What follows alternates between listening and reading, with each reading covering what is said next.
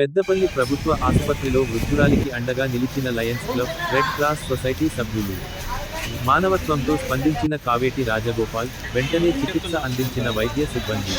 Peddapalli, July 22, Peddapalli ప్రభుత్వ ఆసుపత్రిలో Lions club ఆధ్వర్యంలో నిర్వహిస్తున్న రోజువారీ అల్పాహార పంపిణీ కార్యక్రమంలో హృదయాన్ని కదిలించే సంఘటన చోటు చేసుకుంది. ఆసుపత్రి ఆవరణలో సుమారు 80 సంవత్సరాల వృద్ధురాలు వివస్త్ర స్థితిలో కనిపించడంతో లయన్స్ క్లబ్ సభ్యులు, red cross society blood donor, BJP నాయకుడు కావేటి రాజగోపాల్ మానవత్వంతో వెంటనే స్పందించారు.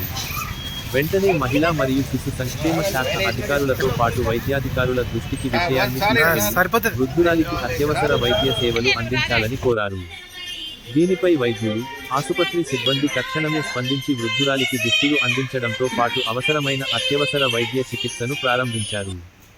ఈ సందర్భంగా మానవత్వంతో స్పందించి సేవలు అందించిన వైద్య సిబ్బందిని, ఆసుపత్రి సూపరింటెండెంట్ను కావేటి రాజగోపాల్ సామాజిక రచయిత డాక్టర్ మంద భాస్కర్ యాదవ్ అభినందించారు. అనంతరం జిల్లా కలెక్టర్ను కలిసి ప్రభుత్వ ఆసుపత్రుల్లో ఇలాంటి సంఘటనలు పునరావృతం కాకుండా అవసరమైన చర్యలు తీసుకోవాలని విజ్ఞప్తి చేశారు.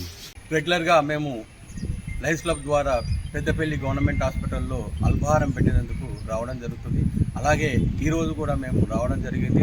మార్నింగ్ చూస్తే పద్మ అనే ముసలి ఆమె, అంటే ఈ ఏరియాలని ఎక్కువ తిరుగుతుంటే దాదాపు 2 ఏళ్ళ నుంచి ఇక్కడ నుంచి మేము రోజు దాదాపుగా ఆమెకు అల్పాహారం కూడా పెట్టుకుంటాం, తింటుంటుంది.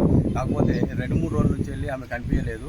ఈరోజు చూసేకల్లా అక్కడ పడుకొని ఉన్నది, అంటే బట్టలు లేకుండా మొత్తం పడుకుంటే మళ్ళీ గవర్నమెంట్ హాస్పిటల్ వాళ్ళే బ్లాంకెట్ అంటే చెద్దరు తీసుకొచ్చి కప్పడం జరిగింది.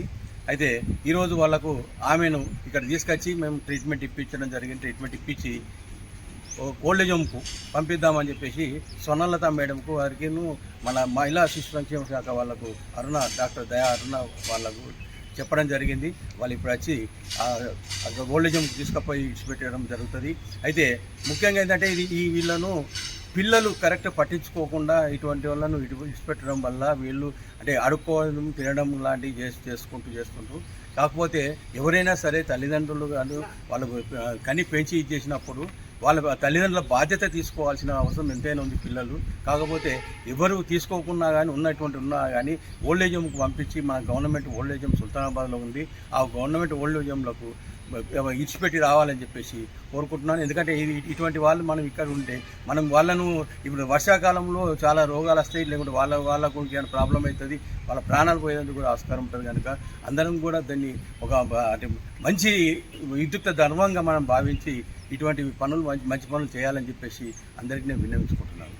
గవర్నమెంట్ హాస్పిటల్లో చేర్పించినటువంటి పద్మను వాళ్ళ డిఆర్డిఏ ఆఫీసర్తో అలాగే కలెక్టర్ గారితో కూడా మాట్లాడి మనం ఇప్పుడు గాంధీ హాస్పిటల్కు షిఫ్ట్ చేద్దామని చెప్పేసి కోరడం జరిగింది. ఎందుకంటే మళ్ళీ ఇప్పుడు ఇక్కడ కరీంనగర్లో ఆ ఓల్డేజ్ హోమ్కి పంపించినా కానీ ఆమె రిటర్న్ వచ్చిందని చెప్పేసి గతంలో 2 నిమిషాలు పంపిస్తే కూడా రావడం జరిగిందని చెప్పడం జరిగింది. కనుక అక్కడనే మనము గాంధీ హాస్పిటల్ పంపించి అక్కడ ఉన్నటువంటి స్పెషల్ ఇంటెన్సివ్ కేర్ అనేది ఒక వృద్ధుల కోసం వాళ్ళకు ఉన్నది.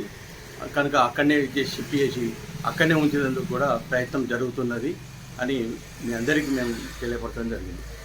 ఈరోజు లయన్స్ క్లబ్ ఆధ్వర్యం లోపల మన పెద్దపల్లి జిల్లా ప్రభుత్వ ఆసుపత్రిలో రోజు నిర్వర్తించే కార్యక్రమంలో భాగంగా మరి అల్పాహారాన్ని అందించే సందర్భంగా ఒక మహిళ వృద్ధురాలు దాదాపు 80 సంవత్సరాలు ఆమె బట్టలు లేకుండా వ్యవస్థగా అక్కడ పడి ఉండేది.